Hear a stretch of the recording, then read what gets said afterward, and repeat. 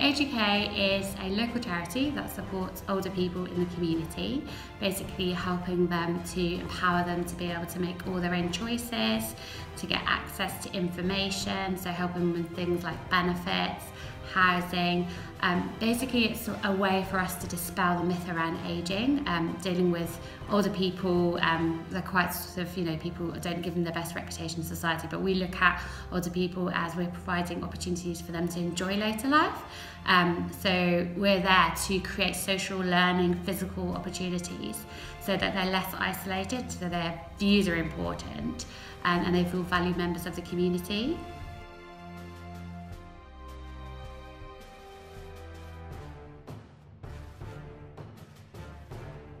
I think digital inclusion is important because obviously everything in terms of the world is online. Older people are, as we can see, we're all ageing, and it's important for them to be involved, so that they can actually access the same opportunities as everyone else, so that they can actually engage in the community, they can get opportunities to get access to services that they need, and they can actually be more socially connected, because obviously we know all the benefits of social media, and obviously it's important for them to be part of it so they don't feel left out of the kind of digital revolution, as so to speak. So we do a regular IT training session in our IT suite. So we have a trainer that comes in and people are able to kind of do it as a drop-in. We work directly with a lot of corporate partners that come in and help us with our older people. We do tech and tea days. After the Christmas period, we kind of do bring all your new gadgets in and show us how the things work, really. So yeah, we provide a range of different opportunities for them so that they can find out about digital technologies. So in terms of advertising, a lot of the stuff that we do is online, so we do a lot of social media advertising. We work a lot with partner organisations, so we work in a group of organisations in Southwark, and we ask people to basically retweet for us, promote our activities, and we have posters out in the community. We do stuff with Southwark Council as well, so we use a variety of different methods, but mostly it is kind of digital, social media, etc., so that we can get the message out there. Wow, so the benefits of digital inclusion are so massive. So there's obviously how the world is changing, and that we all do stuff online. So if you want to pay a bill, you can go online. If you want to access what's going on in your local area, you can go online. So it's really about those both social kind of benefits and being able to access services so that they have more opportunities, so they can find out what's going on in their local area, they can learn how to do things for themselves, so they're not getting other people to do things for them, but they're feeling empowered. So it's a massive amount of benefits for older people. And obviously it's a really big important thing for us to keep promoting here at the service. Yes, absolutely. We've had some amazing success stories with some of our members actually going online, being able to use social media, being able to connect to the community, being able to even use Amazon. One of our older people has used social media to find out what's going on in the local area. He's got involved in drama and theatre productions. He's now discovered that he's going to play the ukulele, and that's literally just through using online technologies, coming to one of our training courses, and then actually finding out ways that he can pursue his interests. So he's a really positive example, I think, of being able to access technology to kind of make changes to your life and have more opportunities. My name is Louise Elgo, and I'm a learning support worker in the college here. I support students with a disability or learning support difficulties, in their classwork or schoolwork or activities here in the college. Digital inclusion is a way of including those with disability to be part of, to be able to have access to technology. They should be able to use technologies without feeling left out or feeling isolated, or they should be able to communicate with other people through the e-technology, and especially through social media and all that. Yeah.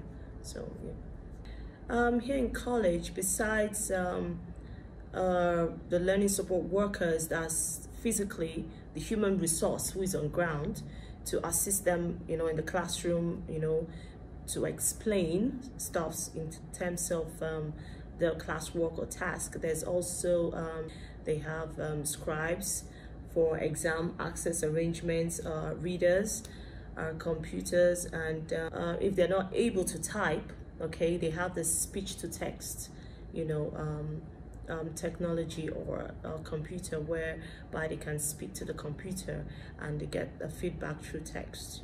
Grade 8 Reading Comprehension Worksheet, Underwater Volcanoes by...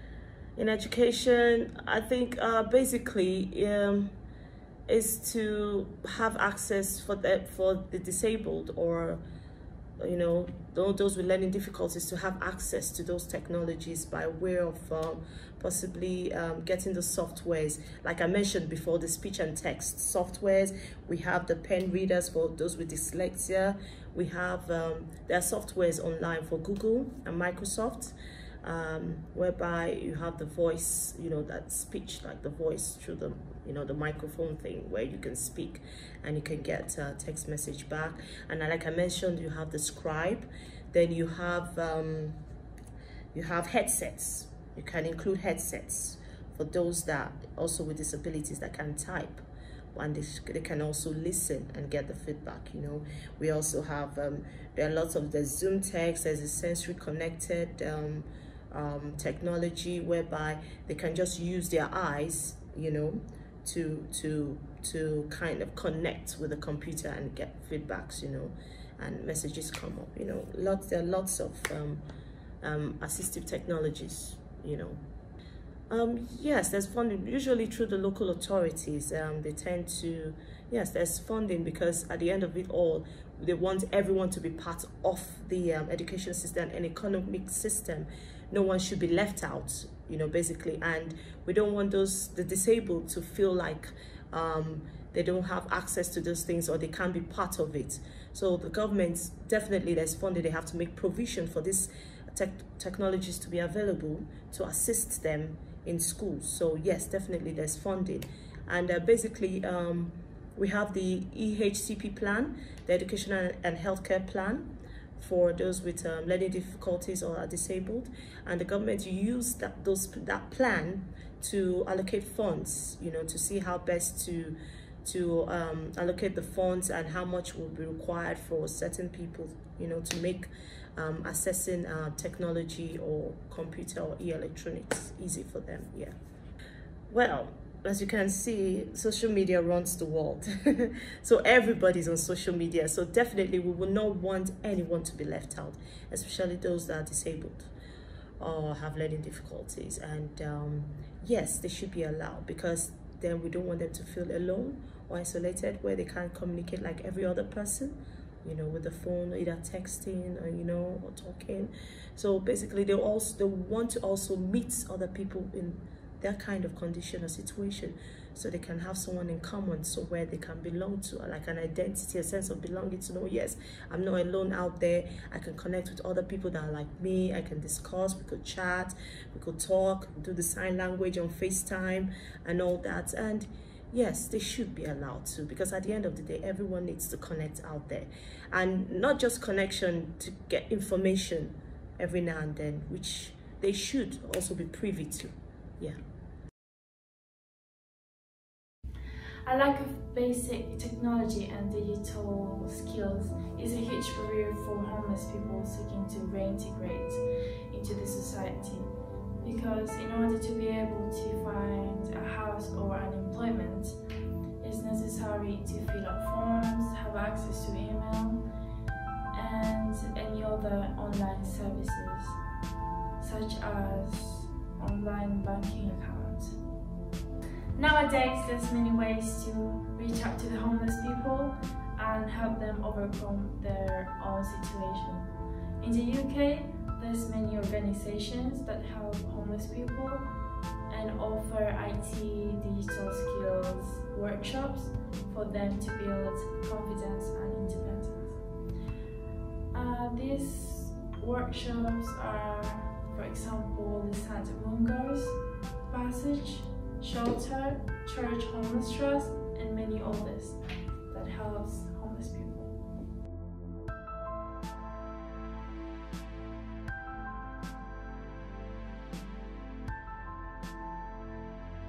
I think digital digital inclusion is important to everyone in the present day, so travellers aren't any different in that aspect, and also just like in the normal population, there's people who are very already very using lots of digital technology, and then there's people who have absolutely no idea of how to use it, aren't using digital technology in any way at all.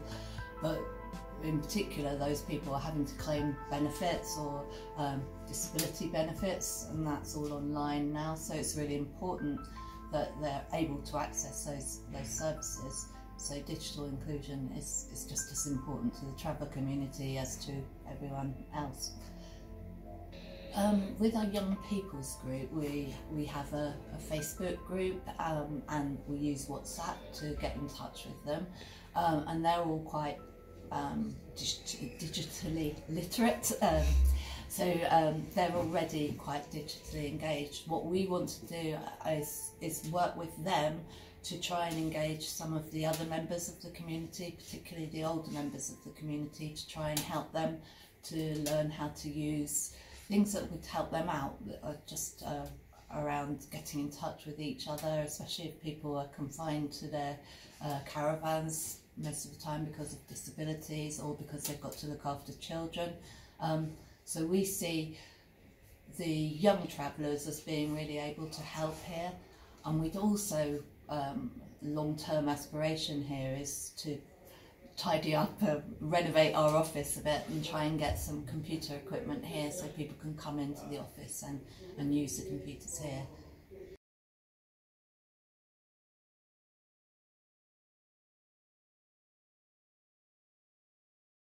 I think the main thing will be respecting the way that they are. That's for me the most important, respecting them.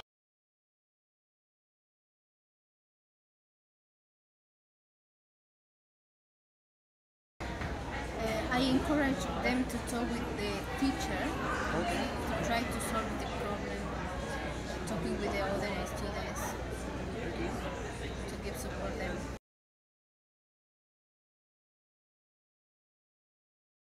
The first thing I think encourage them, because they don't feel confident to talk about it.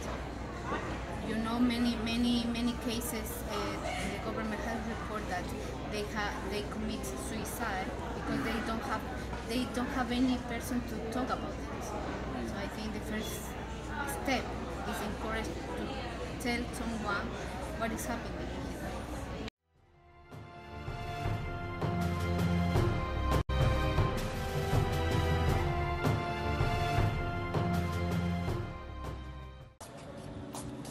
Oh fuck.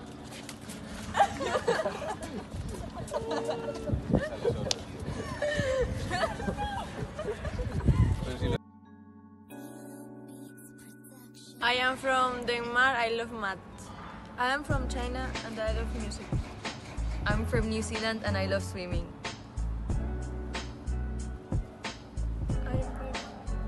I'm from Norway and I love playing football. I'm from South Africa and I am bisexual. I am vegan. I'm from Morocco and I love tattoos. I am from Thailand and I love music. I love Latin and Greek. Hi, I'm blind and I love nature. We celebrate diversity.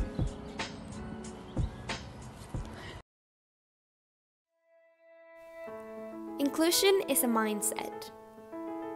Inclusion is belonging. It is not a favor we do for someone. It's about embracing the fact that everyone has value to add. It's not about fitting into the social norms of a majority, but about building a community that is accessible to everyone. It is adapting the environment, the method of instruction and conditions to meet the needs of every single individual.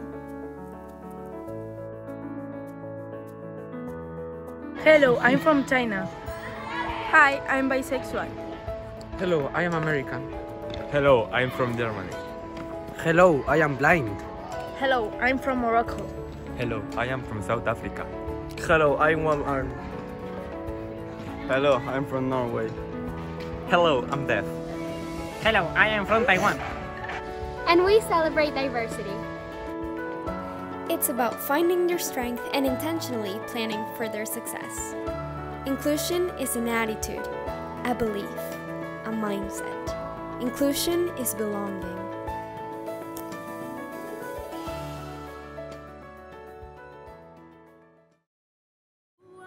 To be, this is me. Look out, 'cause here I come. And I'm marching on to the beat I drum. I'm not scared to be seen. I make no apologies. This is me.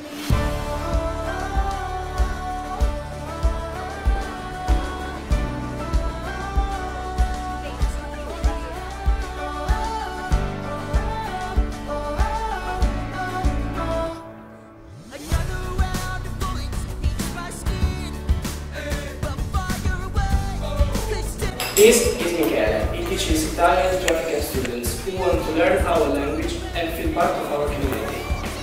Ibrahim, vieni qua.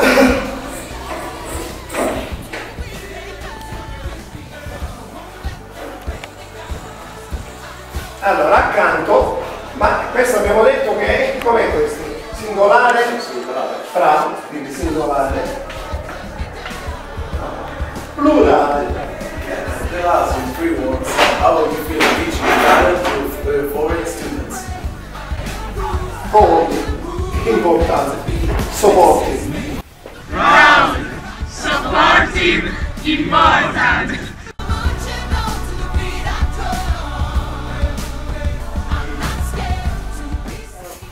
This is fate. Here in Italy, to find a safe place to live in, escaping from Nigeria. Some Italian women are teaching her sewing.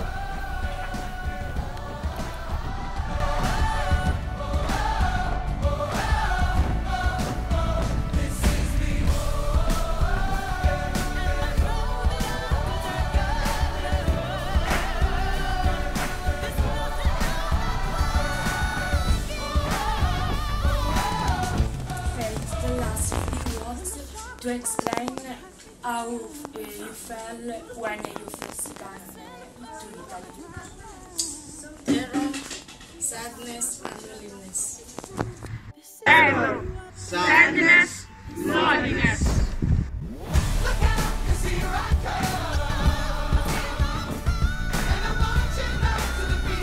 This is charity. Here in Italy to help Italian people who live in very poor conditions with our guys coming from Charity, love in 3 words. What helping Italian people means to you? It means love, it means passion and empathy. Love, passion, empathy.